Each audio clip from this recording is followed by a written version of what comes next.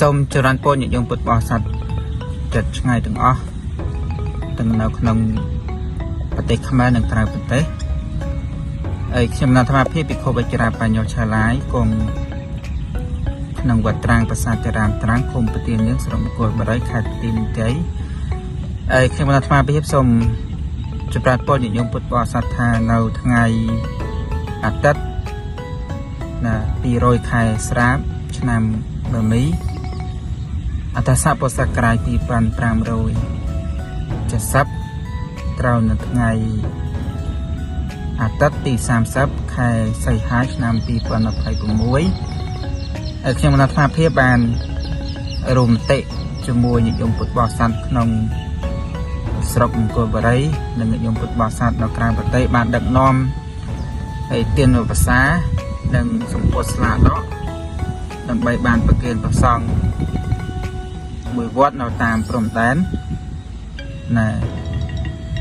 វត្តសាមគ្គីវ័នស្នូត្រេតភូមិស្នូត្រេតឃុំអូបជិតស្រុកអូជ្រៅខេត្តបន្ទាយមានជ័យហើយអាត្មាសូមចម្រើនពរញាតិញោមពុទ្ធបរិស័ទថាដែលមានសទ្ធាញាតិញោមមានសទ្ធាចង់ចូលរួមជាមួយខ្ញុំអាត្មាភាពដើម្បីបានរួមចំណែកដើម្បីបាន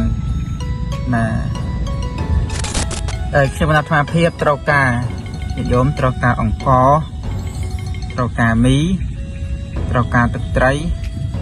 ត្រូវការត្រីខដើម្បីបានប្រគេនព្រះសង្ឃក្នុងវត្តស្នូត្រេតផងដែរដោយសារតែព្រះសង្ឃនៅក្នុងវត្តស្នូត្រេតនេះមានការខ្វះខាតរឿងគ្រឿងបរិភោគ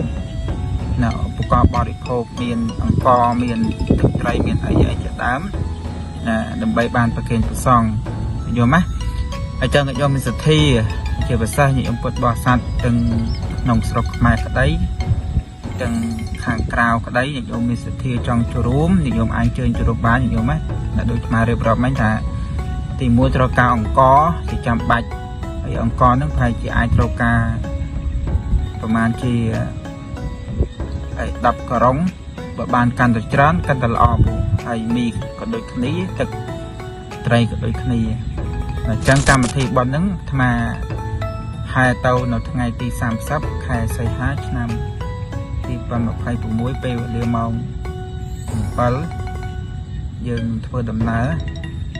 អញ្ចឹងប្រហែលជាដល់វត្តស្នូត្រេតយើងមានកម្មវិធីមួយទៀតគឺធ្វើបាត់មាសការព្រះរតនត្រ័យ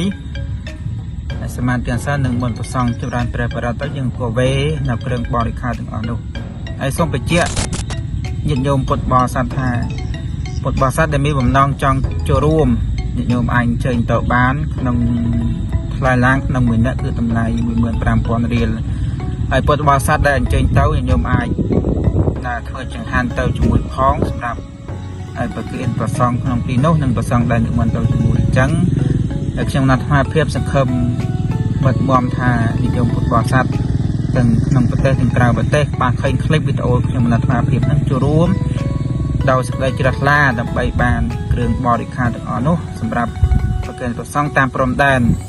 ហើយតាមការពិតព្រះសង្ឃនៅតាមព្រំដែននេះមិនមែនមានតែវត្តស្នូត្រេតតែមួយទេមានច្រើនវត្តតែអាត្មាធ្វើតាមលទ្ធភាពគឺធ្វើតែមួយវត្តសិនអញ្ចឹងញោមណាមានលទ្ធភាពចង់ធ្វើច្រើនវត្តអីហ្នឹងញោមអាចទៅអាត្មាបន្ថែមហើយលេខទូរស័ព្ទព័ត៌មានខ្ញុំអាត្មាភាពនឹងដាក់តាមក្រោយយ៉ាងពុទ្ធបរិស័ទដែលចេញទៅសូមទាក់ទងមកខ្ញុំអាត្មាភាពសូមអរគុណអរគុណ